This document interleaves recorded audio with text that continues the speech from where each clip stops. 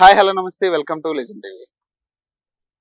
ప్రస్తుతం తెలంగాణ ఏపీ ఆ, జరుగుతున్న పరిణామాలు రాజకీయ పరిణామాల గురించి ప్రస్తుతం మనతో మాట్లాడడానికి సీనియర్ జర్నలిస్ట్ అలాగే ఎనలిస్ట్ రామకృష్ణ గారు ప్రస్తుతం మనతో ఉన్నారు. ఆయనతో మాట్లాడి ఆయన విజన్ ఏంటి, ఇప్పుడు జరుగుతున్న తెలంగాణలో జరుగుతున్న ఇష్యూస్ మీద కానీ ఏపీలో జరుగుతున్న ఇష్యూస్ మీద కానీ ఆయన విజన్ ఏంటి, ఆయన ఏమనుకుంటున్నారు, ఇవన్నీ కూడా తెలుసుకునే ప్రయత్నం చేద్దాం. నమస్తే అండి. నమస్తే సార్, తెలంగాణలో ఫస్ట్ తీసుకుంటే కొత్త ప్రభుత్వం వచ్చిన దగ్గర నుంచి కూడా ఏదో ఒక ఇష్యూ జరుగుతానే ఉంది.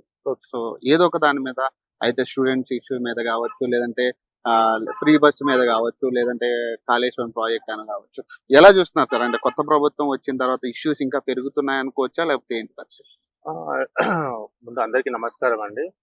ఆ, ఇక తెలంగాణ గవర్నమెంట్ ఇప్పుడు కాంగ్రెస్ గవర్నమెంట్ వచ్చినాక వాళ్ళు 10 సంవత్సరాల తర్వాత గవర్నమెంట్ లోకి వచ్చారు. వాళ్ళు ఇప్పుడు వచ్చేసి కూడా 6 months టైం పడుతుంది. 6 month టైం అవుతుంది.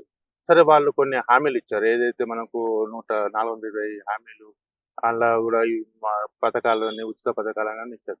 ఇప్పుడున్న పరిస్థితుల్లో తెలంగాణ వాళ్ళు ఊహించుకొని వచ్చింది ఏంటంటే, ఆల్రెడీ మన దగ్గర చాలా డబ్బు ఖజానాలో ఉంది. దానికి మనం ఫండ్ ట్రాన్స్ఫర్ చేయొచ్చు, మనం మెయింటైన్ చేయొచ్చు, మేనేజ్ చేయొచ్చు. ఆ తర్వాత మిగతా పథకాల సంగతి తర్వాత చూద్దాం అనుకున్నట్టు వచ్చారు. కానీ ఇక్కడికి వచ్చేసరికి ఏంటంటే మొత్తం టోటల్గా బ్యాలెన్స్ జీరో ఉంది. రోజు రోజుకు అప్పులు చేయాల్సిన పరిస్థితి వచ్చేస్తుంది.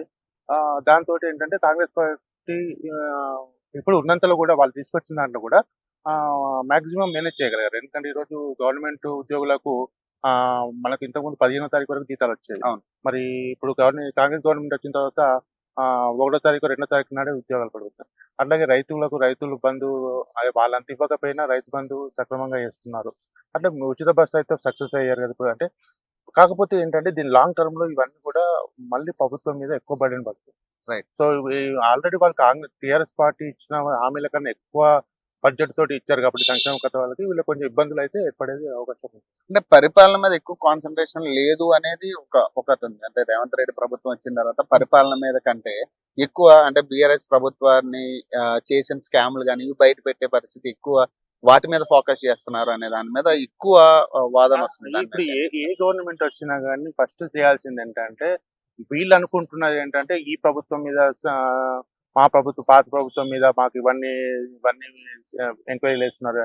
కానీ ఏ గవర్నమెంట్ వచ్చినా గత ప్రభుత్వంలో ఏ పథకాలు తీసుకుంది, దానిలో దుర్వినియోగం ఎంత అయిపోయింది, దానిలో మిస్యూజ్ ఎంత అయిపోయింది, దానిలో ఎవరెవరికి ఎంత చెందిపోయినాయి, ఎంత గవర్నమెంట్ ఒకటే చెప్తున్నాండి.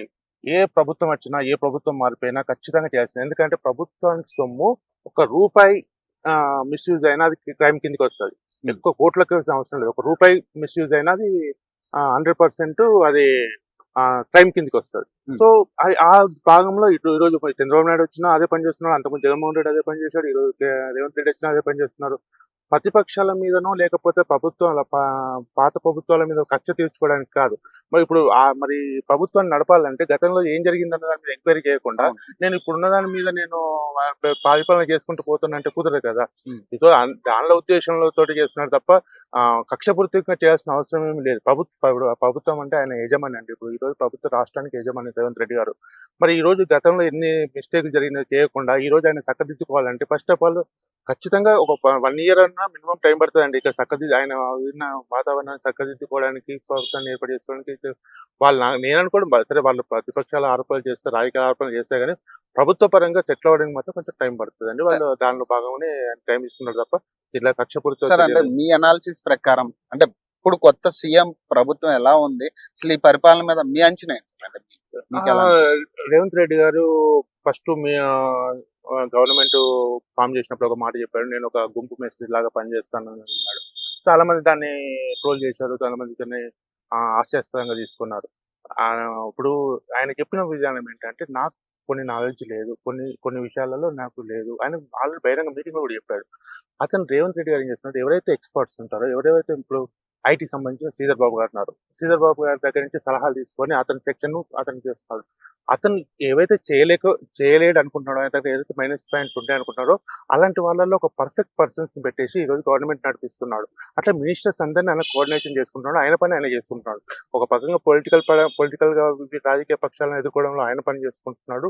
ప్రభుత్వ పరంగా ముఖ్యంగా సేమ్ మంచి క్యాడర్‌ని క్యాబినెట్‌కి మంచి క్యాబినెట్ పెట్టుకొని దాని పరిపాలన కొనసాగిస్తున్నాడు. కాబట్టి రేవంత్ రెడ్డి గారు తన వ్యూలో ఇప్పుడు అందరు కేసీఆర్ లాగానే చేయాలంటే కుదరదు. ఈయన వ్యూలో ఈయన చేస్తున్నాడు. దానిలో తప్పు పట్టాల్సిందేం లేదు.